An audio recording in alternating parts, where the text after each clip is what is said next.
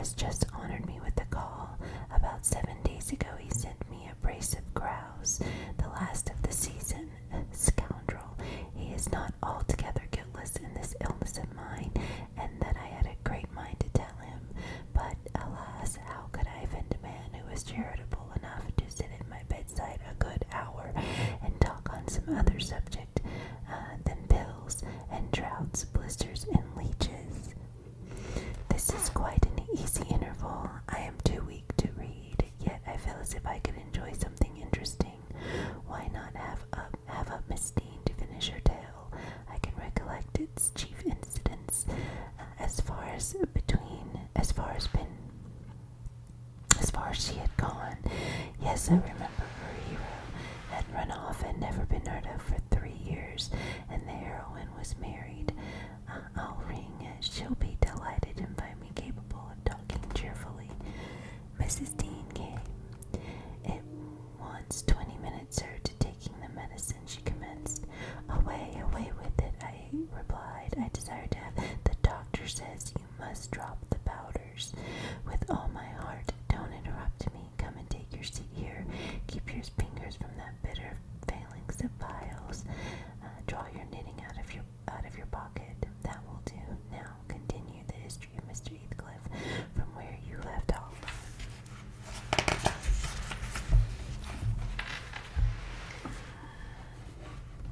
To the present day. Did he finish his education on the continent and come back a gentleman, or did he get a sizar's place at college? Okay, there's a footnote, so let's see what that says.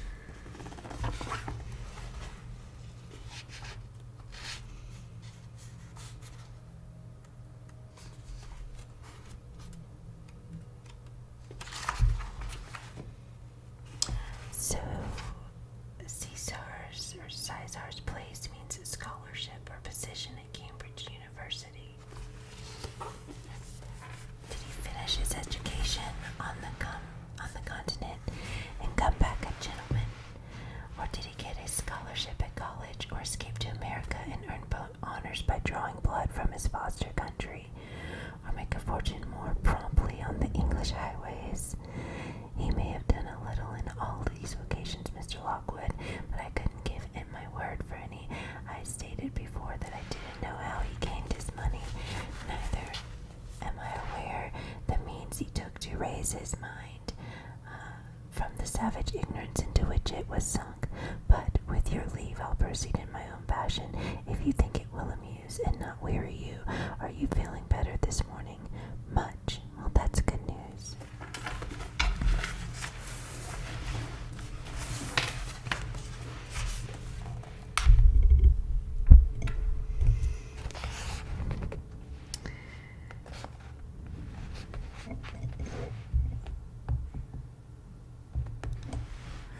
I got Miss Catherine and myself to Thrushcross Grange, and to my agreeable disappointment, she behaved infinitely better than I dared to expect. She seemed almost over fond of Mr. Linton, and even to his sister. She showed plenty of affection. They were both very attentive to her comfort, certainly. It was not the thorn bending to the honeysuckles, but the honeysuckles embracing the thorn. There were no mutual concessions. One stood erect and the other shielded, and who can be ill-mannered and bad-tempered when they encounter neither opposition nor indifference? I observed that Mr. Edgar had a deep-rooted fear of ruffling her humor or her anger. He concealed it from her, but if ever he heard me answer sharply or saw any other servant grow cloudy at some imperious order of hers, he would slow his travel by a frown of displeasure that never darkened on his own account. He many a time spoke sternly to me about my pertness, and averred that the stab of a knife could not inflict a worse pang than he suffered at seeing his lady vexed. Not to grieve a kind master, I learned to be less touchy, and for the space of half a year, the gunpowder lay as harmless as sand,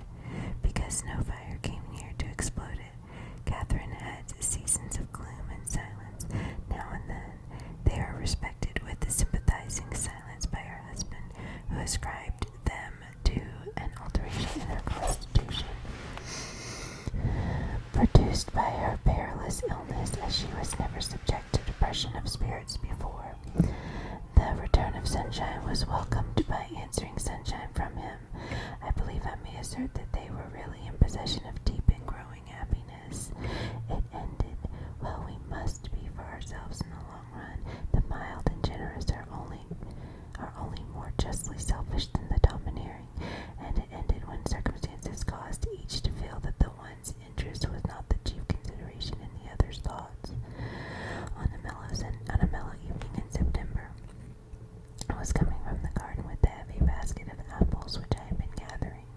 It had got dusk, and the moon looked over the high wall of the court, causing undefined shadows to lurk in the corners of the numerous projecting portions of the building.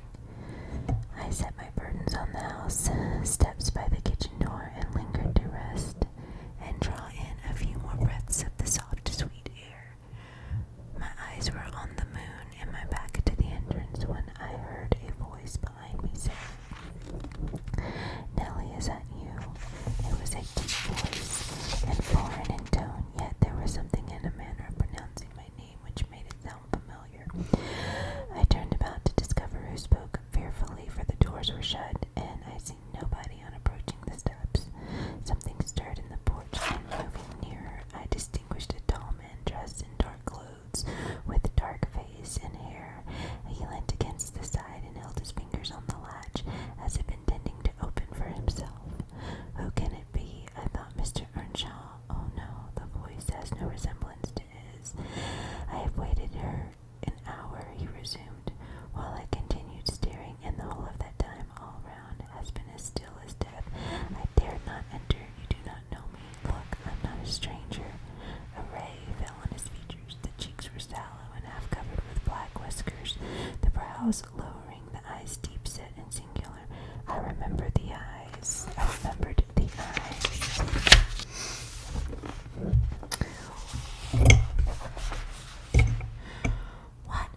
What? I cried, uncertain whether to regard him as a worldly visitor, and I raised my hands in amazement. What?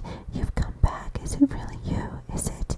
Yes, Heathcliff, he replied, glancing from me up to the windows, which reflected a score of glittering moons, but showed no lights from within. Are they at home? Where is she? Nellie, you are not glad. You needn't be so disturbed. Is she here? Speak. I want to have one word with her. Your mistress. Go and say some person from Kimmerton desires to see her. How will she take it? I exclaimed. What will she do? The surprise bewilders me. It will put her out of her head. And you are Heathcliff, but all the dirt. Nay, there's no comprehending it. Have you been for a soldier? Go and carry the message. Carry my message, he interrupted impatiently. I'm in hell till you do. He lifted the latch and I entered, but when I got to the parlor where Mr. and Mrs. Linton were, I could not persuade myself to proceed. At length I resolved on making an excuse to ask if they would have the candles lighted, and I opened the door. They sat together in a window whose lattice lay back against the wall, and displayed beyond the garden trees and the wild green park the valley of Kimmerton, with a long line of mist winding nearly to its top. For very soon after you pass the chapel, as you may have noticed, the Soft that runs from the marshes joins a beck which flows to the bend of the glen, follows the bend of the glen. Soft is as a footnote, so let's go look it up.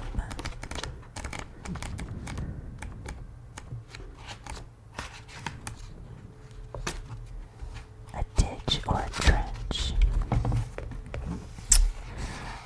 Okay.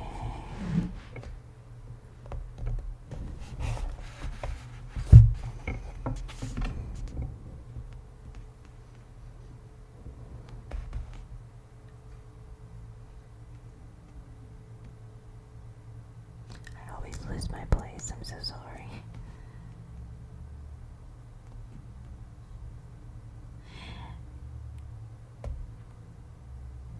But very soon after you pass the chapel, as you may have noticed, the trench or ditch that runs from the marshes joins a beck which follows the bend of the glen. Wuthering Heights rose above this slippery vapor.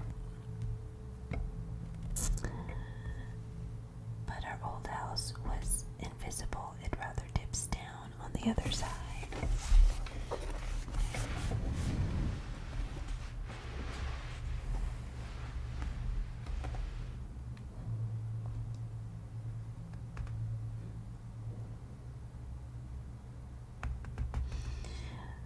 Both the room and its occupants and the scene they glazed on looked wondrously peaceful. I shrank reluctantly from performing my errand and was actually going away, leaving it unsaid after having put my question about the candles, when a sense of my folly compelled me to return and mutter, "A person from Kimmerton wishes to see you, ma'am." "What does he want?" asked Mrs. Linton. I did not question him, I answered. "Well, close the curtains, Nellie," she said, "and bring up tea. I'll be back again directly."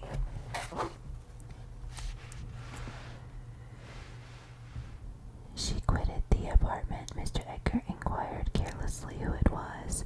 "Someone the mistress does not expect," I replied. "That Heathcliff, you recollect him, sir, who used to live at Miss Earnshaw's." "What, the gypsy, the ploughboy?" he cried. "Why did you not say so to Catherine?" "Hush, you must not call him by those names, master," I said. "She'd be sadly grieved to hear you. She was nearly heartbroken when he ran off. I guess the return will make a jubilee to her."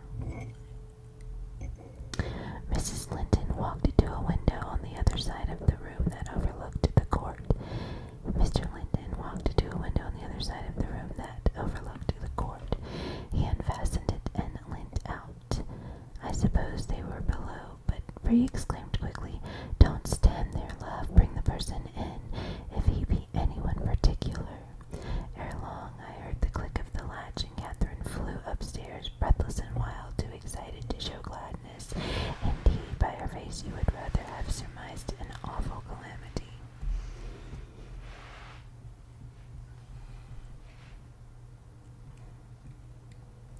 "Oh, Edgar, Edgar," she panted, flinging her arms round his neck.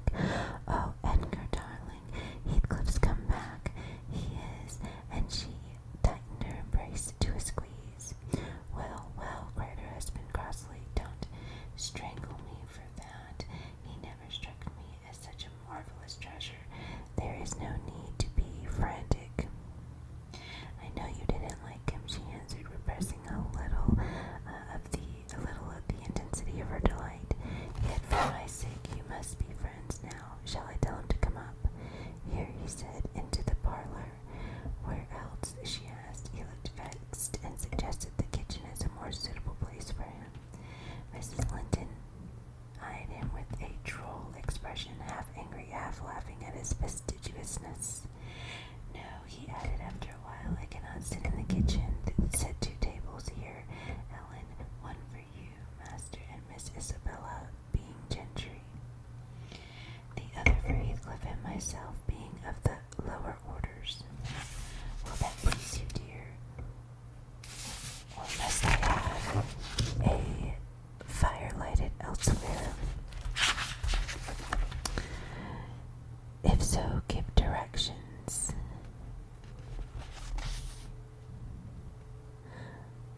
"I'll run down and secure my guest. I'm afraid the joy is too great to be real."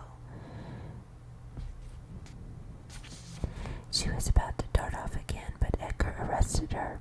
"You bid him step up," he said, addressing me and Catherine. And Catherine tried to be glad without being absurd. "The whole household need not witness the sight of your welcoming a runaway servant as a brother."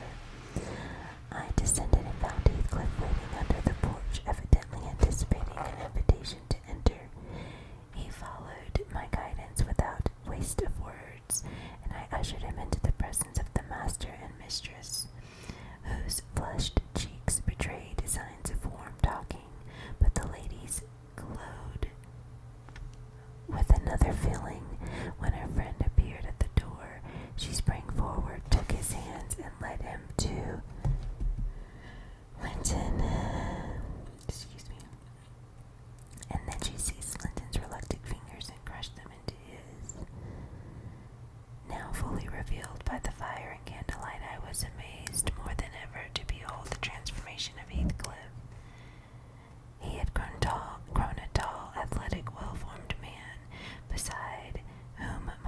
master seemed quite slender and youth-like. His upright carriage suggested the idea of his having been in the army. His countenance was much older in expression and decision of feature than Mr. Linton's. It looked intelligent and retained no marks of former degradation. A half-civilized ferocity lurked yet in the depressed brows and eyes full of black fire, but it was subdued, and his manner was even dignified, quite divested of roughness, though too stern for grace. My master's surprise equaled or exceeded mine. He remained for a minute at a loss how to address the ploughboy, as he had called him. Heathcliff dropped his slight hand and stood looking at him coolly till he chose to speak.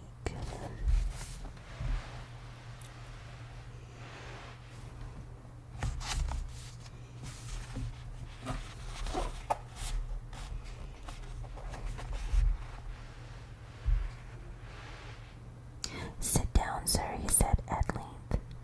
"Mrs. Linton, recalling old times, would have me give you a cordial reception, and of course I am gratified when anything occurs to please her." "And I also," answered Heathcliff, "especially if it be anything in which I have a part. I shall stay an hour or two willingly." He took a seat opposite Catherine, who kept her gaze fixed on him as if she feared he would vanish were she to remove it. He still did not raise his to her. Often a quick glance now and then sufficed, but it flashed back each time more confidently the undisguised delight he drank from hers.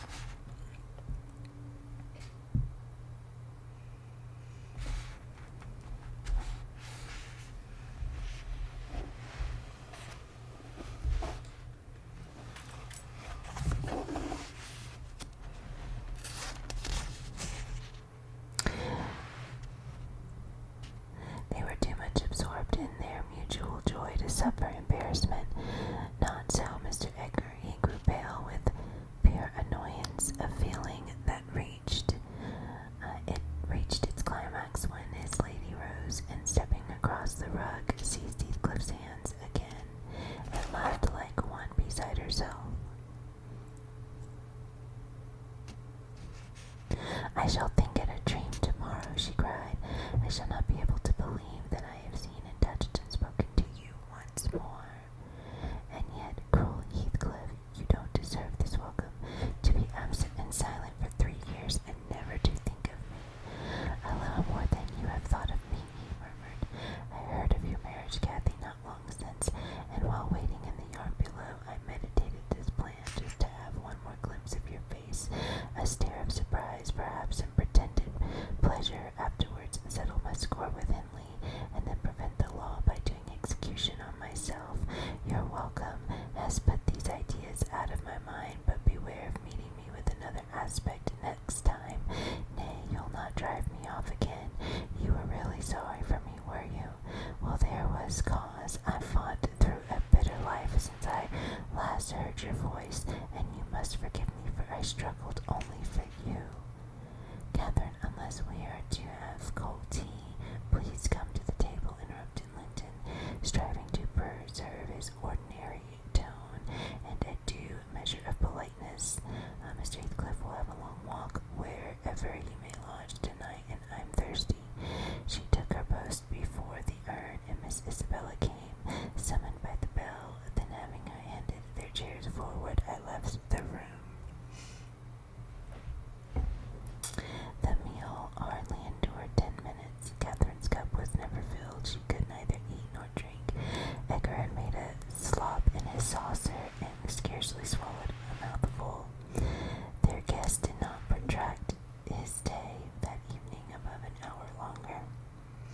I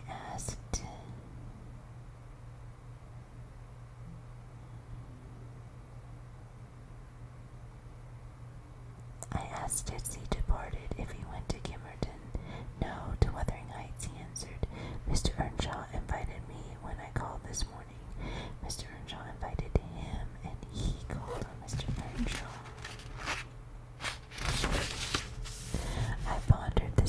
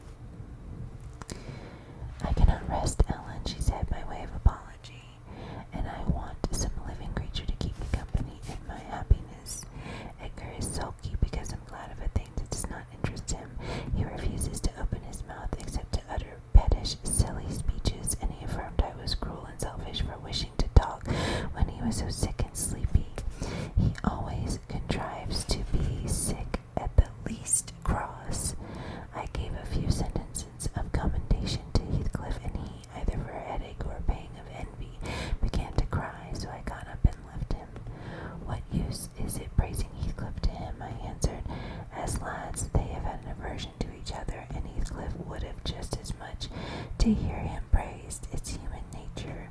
Let hate just as much to hear him. Let Mr. Linton alone about him unless you would like an open quarrel between them.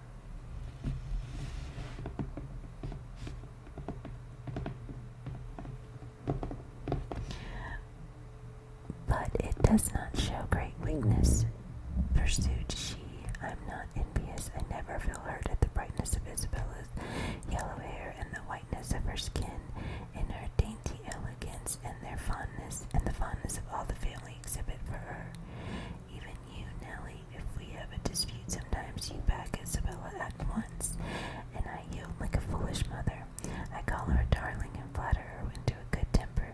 It pleases her brother to see us cordial, and that pleases me.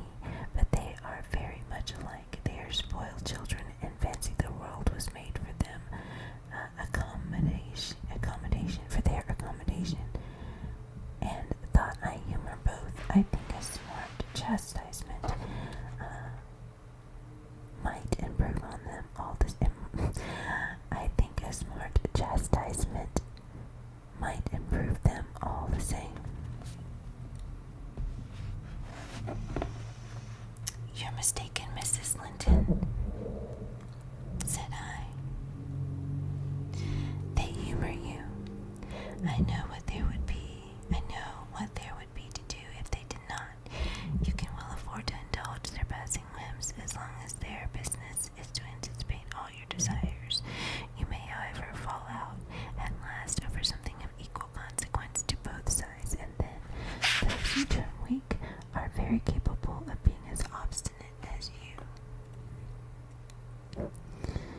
And then we shall fight to the death, shan't we, Nellie? She retorted, laughing. No, I tell you, I have such faith in Linton's love that I believe I might kill him. He wouldn't wish to retaliate. I advised her to value him more for his affection. I do, she answered, but he needn't resort to whining for trifles. It is childish, and instead of melting into tears because I said that Heathcliff was now worthy of anyone's regard, and it would honor the first gentleman in the country to be his friend, he ought to have said it for me and been delighted from sympathy. He must get accustomed to him, and he may as well like him, considering how Heathcliff has reason to object to him. I'm sure he behaved excellently. What do you think of his going to Wuthering Heights? I inquired. He has reformed in every respect, apparently, quite a Christian, offering the right hand of fellowship to his enemies all around. He explained it, she replied. I wondered as much as you. He said he called to gather information concerning me from you, supposing you resided there still, and Joseph told Hindley, who came out and fell to questioning him of what he had been doing and how he had been living, and finally desired him to walk in. There were some persons sitting at cards. Heathcliff joined them. My brother lost some money to him, and finding him plentifully supplied, he requested that he would come again in the evening, to which he consented. Hindley is too reckless to reflect on the causes he might have for mistrusting one whom he has basely injured, but Heathcliff affirms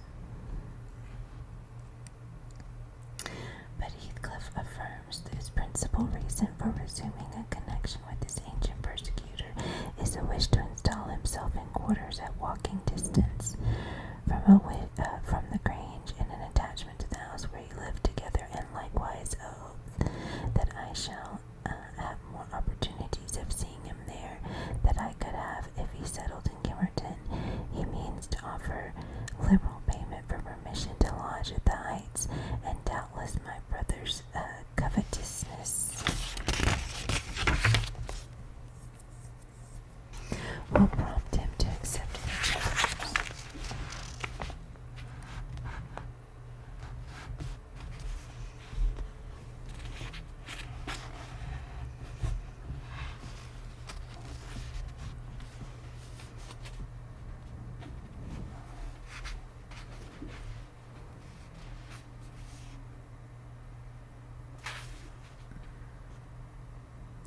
He was always greedy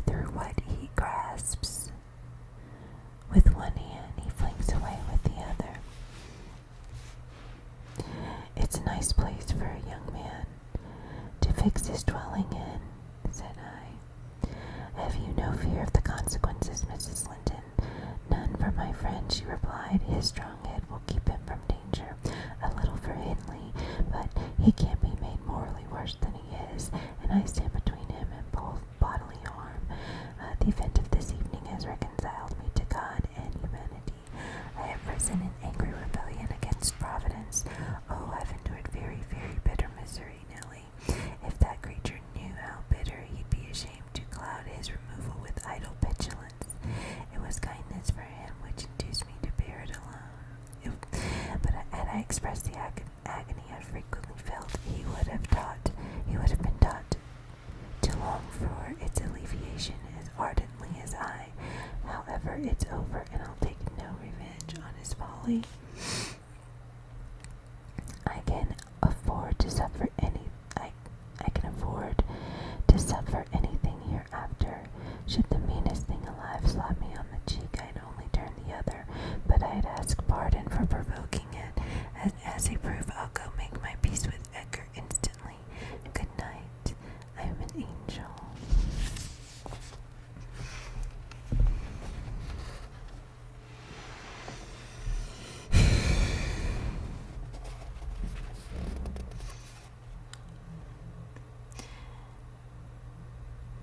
In this self-complacent conviction, she departed, and the success of her fulfilled resolution was obvious on the morrow. Mr. Linton had not only abjured his peevishness, though his spirits seemed still subdued by Catherine's exuberance of vivacity, but he ventured no objection to her taking Isabella with her to Wuthering Heights in the afternoon, and she rewarded him with such a summer of sweetness and affection in return as made the house a paradise for several days, both master and servants profiting from the perpetual sunshine. Mr. Heathcliff, I should say, in the future, used the liberty of visiting at Thrushcross Grange cautiously. At first, he seemed estimating how far his owner would bear his intrusion. Catherine also deemed it judicious to moderate her expressions of pleasure in receiving him, and he gradually established his right to be expected. He retained a great deal of the reserve for which his boyhood was remarkable, and that served to express all startling demonstrations of feeling. My master's uneasiness experienced a lull, and further circumstances diverted it into another channel for a space. His new source of trouble sprang from the not anticipated misfortune of Isabella Linton, evincing a sudden and irresistible attraction towards the tolerated guest. She was at that time a charming young lady of 18, infantile in manners, though possessed of keen wit, keen feelings, and a keen temper too, if irritated. Her brother, who loved her tenderly, was appalled at this fantastic preference, leaving aside the degradation of an alliance with a nameless man, and the possible fact that his property, in default of heirs male, might pass into such a one's power. He had sense to comprehend Heathcliff's disposition, to know that, though his exterior was altered, his mind was unchangeable and unchanged, and he dreaded that mind. It revolted him. He shrank forebodingly from the idea of committing Isabella to its keeping. He would have, he would have recoiled still more had he been aware that her attachment rose unsolicited and was bestowed where it awakened no reciprocation of sentiment. For the minute he discovered his existence, he laid the blame on Heathcliff's deliberate designing.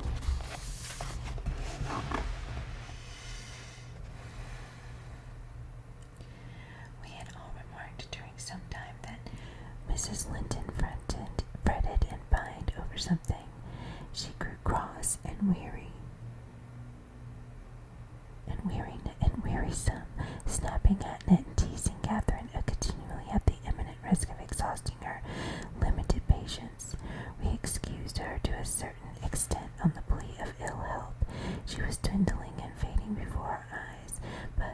day when she had been particularly wayward, rejecting her breakfast, complaining that the servants did not do what she told them, that the mistress would allow her to be nothing in the house, and Edgar neglected her, that she had got a cold with the doors being left open, and we let the parlor fire go out on purpose to vex her with 100 yet more frivolous accusations.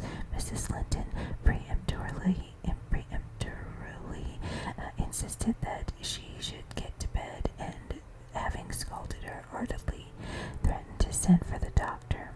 Mention of Kenneth caused her to exclaim instantly that her health was perfect, and it was only Catherine's harshness which made her unhappy.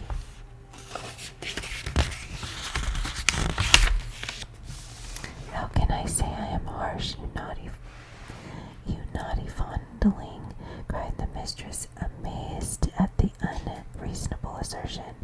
You are surely losing your reason. Where have I been harsh? Tell me.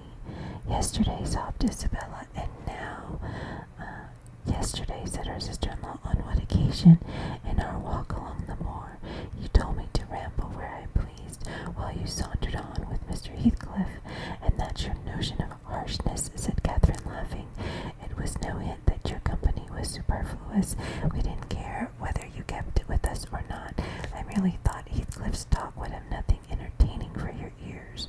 Oh no, wept the young lady, you wished me away because you knew I liked to be there. Is she sane? Asked Mrs. Linton, appealing to me. I'll repeat our conversation word for word, Isabella, and you point out any charm it could have had for you. I don't mind the conversation, she answered. I wanted to be with said Catherine, perceiving her hesitate to complete the sentence. With him, and I won't be always sent off, she confirmed. She continued, kindling up. You are a dog in the manger, Cathy, and desire no one to be loved but yourself.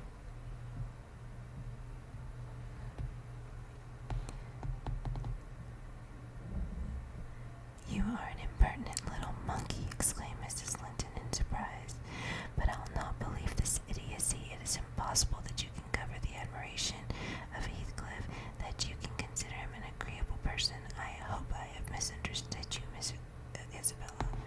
No, you have not, said the infatuated girl. I love him more than ever. You loved Edgar, and he might love me if you would let him. I wouldn't be you for a kingdom then, Catherine declared emphatically, and she seemed to speak sincerely. Nellie, help me to convince her of her madness. Tell her what Heathcliff is, an unreclaimed creature without refinement, without cultivation, an arid wildness of furs and whinstone. I'd as soon put that little canary into the park on a winter's day as recommend you to bestow your heart on him. It's deplorable ignorance of his character, child, and nothing else, which makes that dream enter your head. Pray don't imagine that he conceals depths of benevolence and affection beneath the stern exterior. He's not a rough diamond, a pearl-containing oyster of a rustic. He's a fierce, pitiless, wolfish man. I never say to him, let this or that enemy alone, because it would be ungenerous or cruel to harm them. I say, let them alone, because I should hate them to be wronged, and he'd crush you like a sparrow's egg. Isabella, if he found you a troublesome charge, I know he couldn't love a Linton, and yet he'd be quite capable of marrying your fortune and expectations. Avarice is growing with him, a besetting sin. There's my picture, and I'm his friend, so much so that had he thought seriously to catch you, I should perhaps have held my tongue and let you fall into his trap.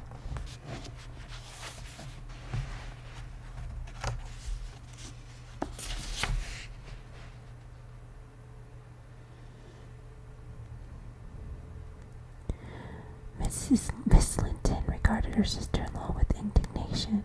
For shame, she repeated angrily. You are worse than 20 foes, you poisonous friend. Ah, you won't believe me then, said Catherine. You think I speak from wicked selfishness. I am certain you do. you, retorted Isabella, and I shudder at you. Good, cried the other. Try for yourself, if that be your spirit. I have done, and yield the argument to your saucy insolence, and I must suffer for her egotism, she sobbed as Mrs. Linton left the room. All is against me. She had blighted my single consolation. But she uttered falsehoods, didn't she? Mr. Heathcliff is not a fiend. He has an honorable soul and a true one, or how could he remember her? Banish him from your thoughts, miss, I said. He's a bird of bad omen, no mate for you. Mrs. Linton spoke strongly, and yet I can't contradict her. She is better acquainted with his heart than I, or anyone besides, and she never would represent him as worse than he is. Honest people don't hide their deeds. How has he been living? How has he got rich? Why is he staying at Wuthering Heights, the house of a man whom he abhors?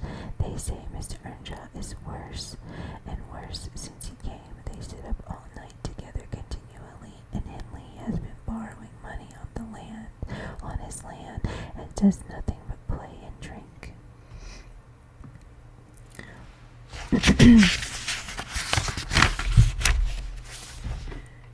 I heard only a week ago, was Joseph who told me. I met him at Kimmerton. Nellie, he said, we's a crier quest, and at her folks, one of 'em's most gotten his finger cut off, and the other from striking his leg calf. That's master, so going to grand sizes, he's none feared to pinch the judges, nor the Paul, nor Peter, nor John, nor Matthew, none of 'em, not he. He fair likes, he likes to set his brazen face against 'em in your body. Laddie, clip your mind, he's a rare un. He can grin and laugh as wills anybody at a rate devil's jest. Does he never say nought of his fine living among us when he goes to the Grange?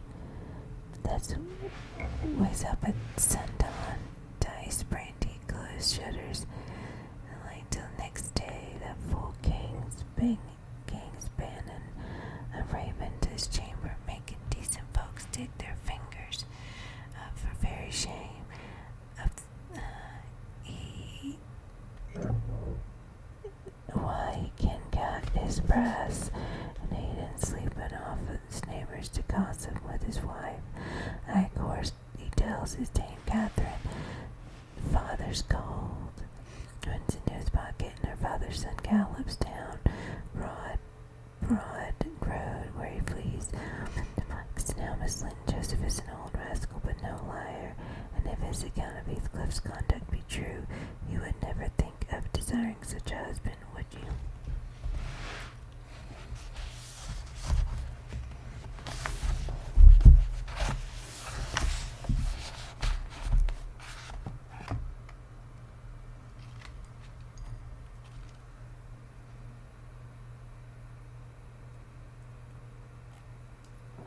So sorry. I had to sip some tea there. This is a long chapter. We got a couple more pages here.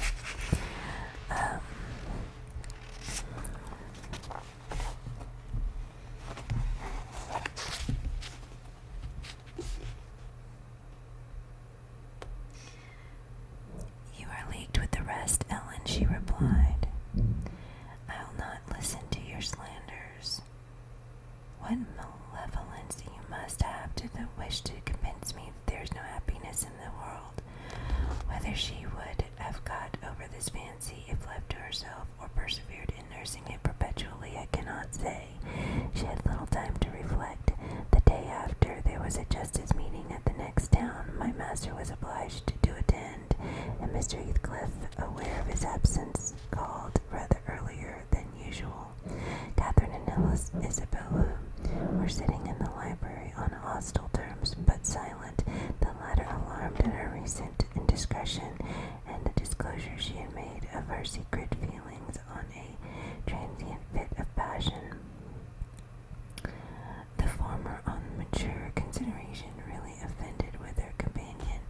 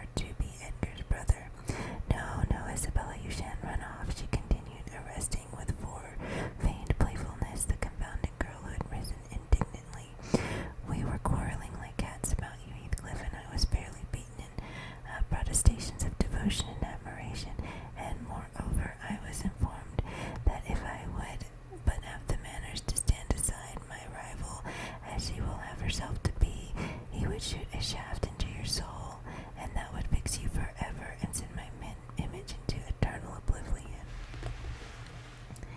Catherine, said Isabella, calling up her dignity and disdaining to struggle from the tight grasp that held her. I'd think you do adhere to the truth and not slander me, even in joke. Mr. Heathcliff, be kind enough to bid this friend of yours release me. She forgets that you and I are not intimate acquaintances, and what amuses her is painful to me beyond expression.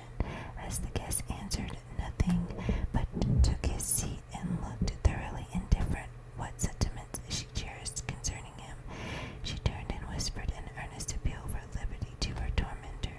By no means, cried Mrs. Linton in an answer. I won't be named a dog in the manger again. You shall stay.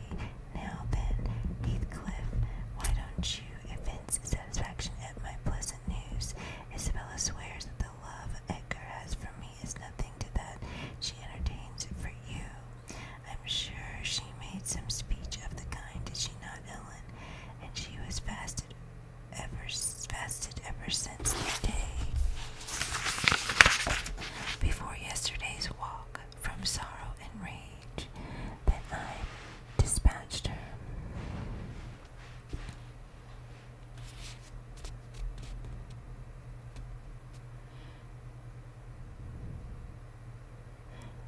From sorrow and rage that I dispatched her out of your society under the idea of being unacceptable. I think you belie her, said Heathcliff, twisting his chair to face them.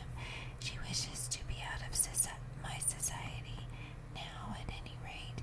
And he stared hard at the object of discourse, as one might do at a strange, repulsive animal, a centipede from the Indies, for instance, which curiosity leads one to examine in spite of the aversion it raises. The poor thing couldn't hear that. She grew white and red in rapid succession, and while tears beaded her lashes, bent the strength of her small fingers to loosen the firm clutch of Catherine, and perceiving that as fast as she raised her finger, one finger of her arm, another closed down, and she could not remove the whole together, she began to make use of her nails, and their sharpness presently ornamented the detainers with crescents of red.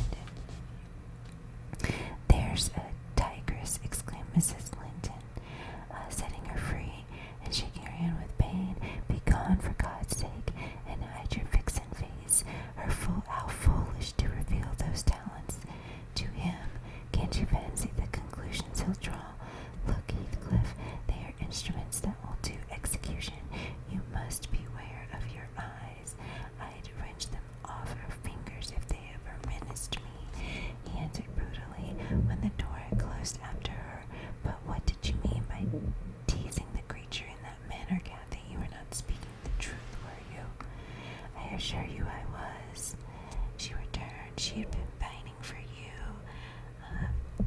your sake several weeks, and raving about you this morning, and pouring forth a deluge of abuse before I represented your failings in plain sight for the purpose of mitigating her adoration. But don't notice it further. I wished to punish her sauciness, that's all. I like her too well, but, my dear Heathcliff, to let you absolutely seize and devour her up, and I like her too ill to attempt it.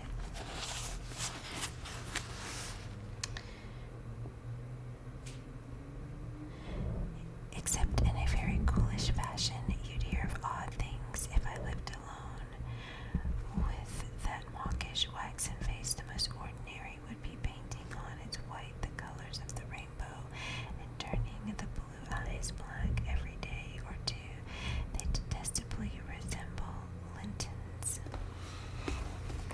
Delectably, observed Catherine. They are Dove's eyes, angels. She's her brother's heir, is she not? He asked after a brief silence. I should be sorry to think so, returned his companion. Half a dozen nephews shall erase her title. Please heaven, abstract your mind from the subject at present. You are too prone to neighbor's goods. Remember, this neighbor's goods are mine. If they were mine, and they would be nonetheless that, said Heathcliff. But though Isabella Linton may be silly, she is scarcely mad, and in short will dismiss the matter as you advise. From their tongues they did dismiss it, and Catherine probably from her thoughts. The other, I felt certain, recalled it often in the house of the evening. In the course of the evening, I saw him smile to himself, grin rather, and lapse into ominous musing whenever Miss Linton had occasion to be absent from the apartment. I determined to watch his movements. My heart invariably cleaved to the master's, in preference to Catherine's side, with reason, I imagined, for he was kind and trustful and honorable, and she could not be called the opposite, yet she seemed to allow herself with such a wide latitude that I had little faith in her principles, and still less sympathy for her feelings. I wanted something to happen which might have the effect of freeing both Wuthering Heights and the Grange of Mr. Heathcliff, quietly leaving us as we had been prior to his advent. His visits were a continual nightmare to me, and I suspected to my master also. His abode to the Heights was an impression past explaining. I felt that God had forsaken the stray sheep there to its own wicked wanderings, and an evil beast prowled between it and the fold, waiting his time to spring and destroy.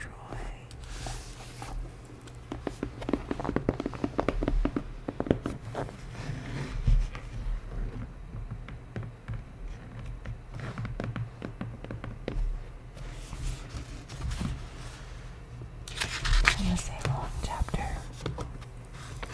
Basically, Mrs. Dean, Ellen Dean, is telling her story. Then, sometime later or the next day, I can't recall, to Mr. Lockwood, and apparently Heathcliff disappeared and came back, and of course, that revenge of coming back a brand new person, looking good, money, all that good stuff, success, right? Which is what he wanted to do, is exact that revenge. And now he's got, Edgar Linton's little sister